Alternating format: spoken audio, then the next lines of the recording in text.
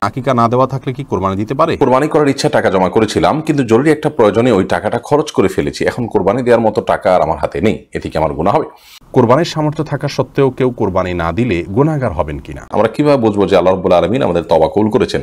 পরিবারের ছেলে মেয়ে ভাই বোন ও স্বামী স্ত্রী মিলে এক নামে কোরবানি দিলে তা হবে কি না? মেয়েদের হাতে পায়ে নেইল পালিশ ব্যবহার করা অবস্থা নামাজ হবে কি? মৃত আত্মীয়র নামে কোরবানি করা যাবে কিনা? কুকুর যদি পাত্রে মুখ দেয় তাহলে তা পরিষ্কার করার নিয়ম কি? কাঁচা পেঁয়াজ রসুন খাওয়া জায়েজ আছে কিনা? আমি যদি কোরবানির জন্য একটা পশু বিক্রেতার উপকার করার নিয়তে বাজারের দামের চাইতে বেশি দামে ক্রয় করি, তাকে শরীয়তসম্মত হবে? ফজরের নামাজের পর ঘুমানো শরীয়তে বিধান কি? আল্লাহর নৈকট্য অর্জন করার জন্য কি কি কাজ বেশি বেশি করা উচিত? আর বিলম্ব না করে আপনাদের যে সমস্ত প্রশ্ন ইতিমধ্যে পেয়েছি সেগুলোর উত্তর দেওয়ার পালা আমরা শুরু করছি। শুরুতে যে প্রশ্ন আমি দেখতে পাচ্ছি, ভাই মিজানুর রহমান শামীম, আপনি জানতে চেয়েছেন কোরবানির সামর্থ্য থাকা সত্ত্বেও কেউ কোরবানি না দিলে গুনাহগার হবেন কিনা। উত্তর হলো, কোরবানির সামর্থ্য না থাকা সত্ত্বেও যদি কোরবানি না দেন তাহলে তিনি গুনাহগার হবেন। ইমাম আবু হানিফা রাহিমাহুল্লাহ তাঁর মত অনুযায়ী যেটিকে ফলো করে আমাদের দেশের বেশিরভাগ ওলামা একরাম, আর আরাবিয়ান স্কলারদের মধ্য থেকে সৌদি আরবের ওলামা একরাম বিশেষত, তাদের এক্ষেত্রে দৃষ্টিভঙ্গি ভিন্ন রকম। তারা মনে করেন কোরবানি এটি একটি সুন্নাহ আমল, যার কারণে কোরবানি যদি কেউ সামর্থ্য থাকার পরও না করেন তাহলে তিনি সুন্নাহ তরক করলেন, একটি সুন্নাতে মুআক্কাদা বা গুরুত্বপূর্ণ একটি সুন্নাহ তরক করলেন। সন্দেহাতীতভাবে তিনি ক্ষতিগ্রস্ত হলেন, কিন্তু তিনি বড় ধরনের কোনো গুনাহগার হলেন না। যেমনটি আমাদের ওলামা একরাম মনে করেন ওয়াজিব তরক করার গুনাহগার হবেন সামর্থ্যবান ব্যক্তি কোরবানি না দিলে। আমাদের ওলামা একরামের দলিলটি অত্যন্ত সমৃদ্ধ। এক্ষেত্রে নবী সাল্লাল্লাহু আলাইহি ওয়াসাল্লাম বলেছেন যে ব্যক্তি কোরবানি করার সামর্থ্য রাখে অথচ কোরবানি করলো না, সেই জন্য আমাদের ঈদগাহে না আসে। এবং এই মর্মে কাছাকাছি ধরনের ভাষ্য অনেকগুলো হাদিসে আসছে, যে ভাষ্য থেকে বোঝা যায় যে নবী সাল্লাল্লাহু আলাইহি ওয়াসাল্লাম সামর্থ্যবানদেরকে কোরবানি করতে আবশ্যক করেছেন, আবশ্যিকভাবে নির্দেশ করেছেন, এবং না করলে তার জন্য তিনি সতর্কবাণী দিয়েছেন। অতএব সামর্থ্যবানদের জন্য কোরবানি না করে থাকাটা অনুচিত হবে আমরা মনে করি। যদিও বিপরীত দিক থেকে যারা এটিকে সুন্নাহ মনে করেন তাদেরও দলিল হলো নবী আলাইহিস সালাম বিভিন্ন হাদিসে এটিকে সুন্নাহ বলে অভিহিত করেছেন, ইব্রাহিম আলাইহিস সালামের সুন্নাহ বলেছেন, তো সেই জায়গা থেকে তারা এটিকে সুন্নাহ বলেন। ফরিদউদ্দিন লিখেছেন, কোরবানি করার ইচ্ছা টাকা জমা করেছিলাম, কিন্তু জরুরি একটা প্রয়োজনে ওই টাকাটা খরচ করে ফেলেছি। এখন কোরবানি দেওয়ার মতো টাকা আর আমার হাতে নেই, এতে কি আমার গুনাহ হবে? আপনি কোরবানি করার জন্য টাকা জমা করেছেন, সেই টাকা আপনি খরচ করেও ফেলেছেন। কোরবানি করার মতো যদি আপনার কাছে কোনো টাকাই না থাকে তাহলে সেক্ষেত্রে তো আপনার পুরো কোরবানি আবশ্যক হয়নি, যার কারণে আপনার এর জন্য আল্লাহ তাআলার কাছে কোনো পাকড়াও হবে না। তার মানে অভাবী মানুষ যদি কোরবানি করার নিয়ত করেন এবং তার জন্য কিছু টাকাও সঞ্চয় করেছেন, বাট এর চাইতে প্রয়োজনীয় কোনো কাজে তিনি খরচ করে ফেলেছেন, তার কোনো গুনাহ হবে না। কিন্তু যদি আপনার কোরবানি আপনার উপর আবশ্যক হয়, এরকম মানুষ হন, অর্থাৎ আপনার হয়তো ক্যাশ টাকা নেই, ব্যাংকে আছে অথবা অন্য কারোর কাছে আছে, রাখা আছে, বা আপনার কোরবানি যে কোনোভাবে করার মতো স্কোপ আপনার কাছে আছে, তো হয়তো ক্যাশ টাকা আপনার কাছে নেই এই মুহূর্তে। ধরুন আপনার কাছে ছাগল আছে, পশু আছে, এবং আপনি কোরবানি করার মতো সম্পদ, সেটা সোনা গয়না ইত্যাদি যে কোনো রূপে বা আকারেই আছে, তাহলে সেক্ষেত্রে আপনার পুরো কোরবানি তো বর্তায়। আপনি আগে থেকে কোরবানির টাকা জমিয়েছেন, সে টাকা করেন না, তাহলে অন্য কোনো থেকে করবেন। আপনার স্বর্ণ থাকলে, রূপা থাকলে, গহনা থাকলে, আপনার মানে জাকাতযোগ্য সম্পদ যেগুলো থাকলে আপনার কোরবানি বর্তায়, সেরকম কিছু থাকলে আপনি সেগুলোকে ব্যবহার করে আপনি সেগুলোকে বিক্রি করে কোরবানি করবেন, কিংবা সেগুলো খরচ করে কোরবানি করবেন। আর যদি এমন হয় যে এরকম কিছু নেই, আসলে আপনি কোরবানির জন্য শুধু টাকা জমিয়েছেন, এখন কোরবানি করার মতো টাকা আর নেই, সেটা খরচ করে ফেলেছেন, তাহলে এখন আপনার উপর কোরবানি আবশ্যক হবে না এবং আপনার জন্য গুনাহ হবে না। এমডি সাইদুর রহমান, আপনি জানতে চেয়েছেন কোরবানি করার সময় ওই পশুতে যতজন শরীক থাকে ততজন ব্যক্তির নাম নিয়ে গরু জবাই করা হয়, এটা কতটুকু যৌক্তিক? ভাই সাইদুর রহমান, কোরবানি যেই কয়েকজন ব্যক্তির তরফ থেকে করা হয় তাদের প্রত্যেকের নাম উল্লেখ করা এটি আবশ্যক নয়। আপনারা যখন 2 জন, 5 জন, 7 জন বা 6 জন, যে কোনো সংখ্যক, সর্বোচ্চ 7 জন, এর ভিতরে যে কোনো সংখ্যক মানুষ একটা পশুতে আপনারা যখন অংশগ্রহণ করছেন এবং প্রত্যেকের একটা নির্দিষ্ট হিস্সা থাকছে, কোনো ভাঙতি হিস্সা থাকছে না, এমন না যে একটা গরুতে 7টা শেয়ার, একটা শেয়ার 2 জন মিলে নিলেন, এরকম কোনো অপশন নেই, সুযোগ নেই। অথবা একটা শেয়ার মিনিমাম 1 জন নিলেন অথবা একাধিক শেয়ার নিলেন। তো যখন এই টাকাটা আপনারা দিচ্ছেন তখন আপনাদের নিয়ত সম্পর্কে আল্লাহ তাআলা ভালো জানেন, যে আপনারা কোরবানির উদ্দেশ্যে করেছেন। এখানে আলাদা করে তাদের নাম উল্লেখ করতে হবে, জপতে হবে, এমনটি আবশ্যক নয়। যদিও কোরবানি করার পর এটি বলা সুন্নাহ যে আল্লাহ, এই কোরবানি যেটি হলো এটিকে অমুক অমুক অমুক ব্যক্তির তরফ থেকে আপনি কবুল করে নিন, এভাবে যদি উচ্চারণ করা যায় ভালো।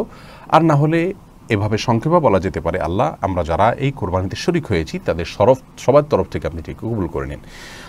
আলাদাভাবে নাম জপাটা আবশ্যক নয়, যদিও পরে নাম উল্লেখ করে তাদের তরফ থেকে কবুলের দোয়া করা যেতে পারে এবং মুস্তাহাব, সেটি করলে ভালো। আশরাফুজ্জামান সাগর লিখেছেন, আমরা কিভাবে বুঝবো যে আল্লাহ রাব্বুল আলামিন আমাদের তওবা কবুল করেছেন? তওবা কবুল করেছেন কিনা এটা বোঝা কঠিন, কিন্তু যে পাপ থেকে তওবা করেছেন সেই পাপ থেকে যদি ফিরে আসার সুযোগ হয়, তৌফিক হয়, আপনি সেই পাপের পথ থেকে ফিরে আসার সুযোগ পাচ্ছেন, আল্লাহ তাআলা আপনাকে সেখান থেকে বিরত থাকার সুযোগ দিয়েছেন, তার এখান থেকে এটা সুধারণা করতে পারেন যে আল্লাহ তাআলা আপনার তওবা কবুল করেছেন। সোনিয়া আক্তার দোলন আপনি জানতে চেয়েছেন, পরিবারের ছেলে মেয়ে ভাই বোন ও স্বামী স্ত্রী মিলে এক নামে কোরবানি দিলে তা হবে কি না?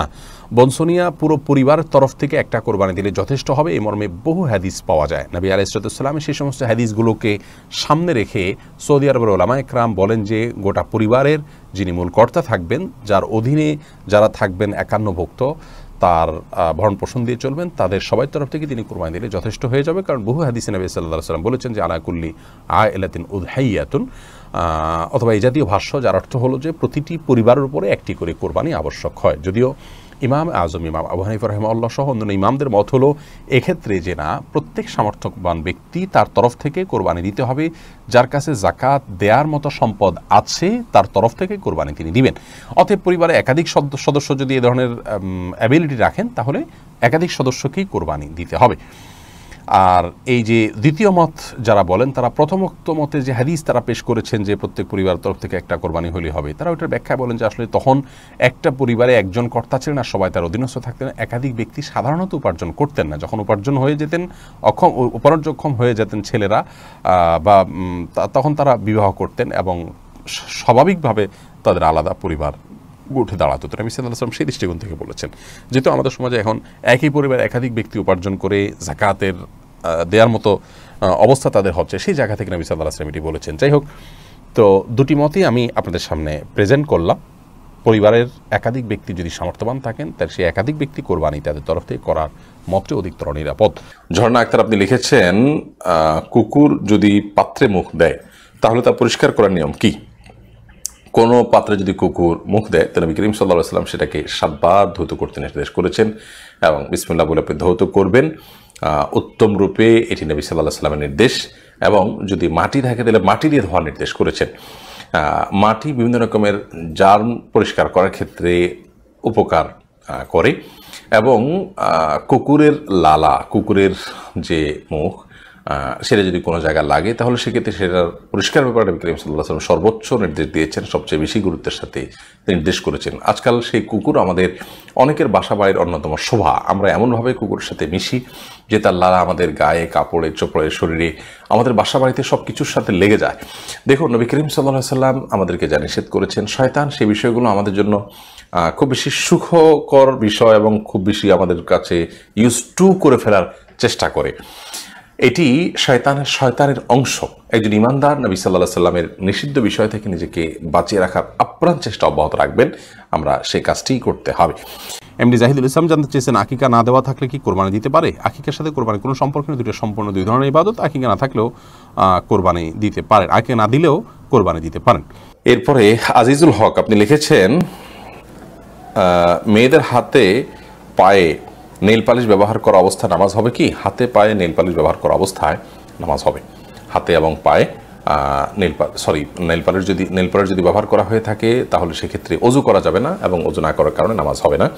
আপনি নেইল পালিশ ব্যবহার না করে যদি মেহেদি করেন তাহলে সেক্ষেত্রে সেটা নামাজ হবে। আমি প্রথমে বলেছি নেইল পালিশ ব্যবহার করার অবস্থায় নামাজ হবে, সেটা মানে হলো, সেটা আমি নেইল পালিশটার বলার সময় আমার মেহেদির কথা মাথায় ছিল, যার কারণে সেটি আমরা বলেছি। কিন্তু নেইল পালিশ যদি ব্যবহার করা, এটা আলাদা প্রলেপ তৈরি হয় নখের উপরে, যার কারণে এটার উপরে নামাজ পড়লে, এটা পড়ার পর যদি আপনি ওযু করেন এরপরে নামাজ পড়েন, আপনার নামাজ হবে না, কারণ ওযু করেছেন, এই পানি আপনার এই ত্বকে পৌঁছায়নি। এমডি ওমর ফারুক জানতে চেয়েছেন, ফজরের নামাজের পর ঘুমানো শরীয়তে বিধান কি? এটি জায়েজ আছে, তবে অনুত্তম কাজ। নবী করিম সাল্লাল্লাহু আলাইহি ওয়াসাল্লাম দোয়া করেছেন, আল্লাহুম্মা বারিক লি উম্মতি ফি বুকুরিহা, আল্লাহ আমার উম্মতের জন্য সকালের সময়টাতে আপনি বরকত দান করুন। অতএব সকালের সময়টাতে না ঘুমানো উচিত বা উত্তম। কেউ অসুস্থ থাকলে ভিন্ন কথা, বৃদ্ধ হলে ভিন্ন কথা। তবে যদি কেউ ঘুমান, তিনি কোনো বড় গুনাহ করেছেন, অপরাধ করেছেন, এই লেভেলের সমস্যা নয়, অনুত্তম আর উত্তমের বিষয়টি এতটুকু। তাছাড়া নবী সাল্লাল্লাহু আলাইহি ওয়াসাল্লাম সকালে ঘুমাতেন না কখনো, সেজন্য এটি সুন্নাতের খেলাফ।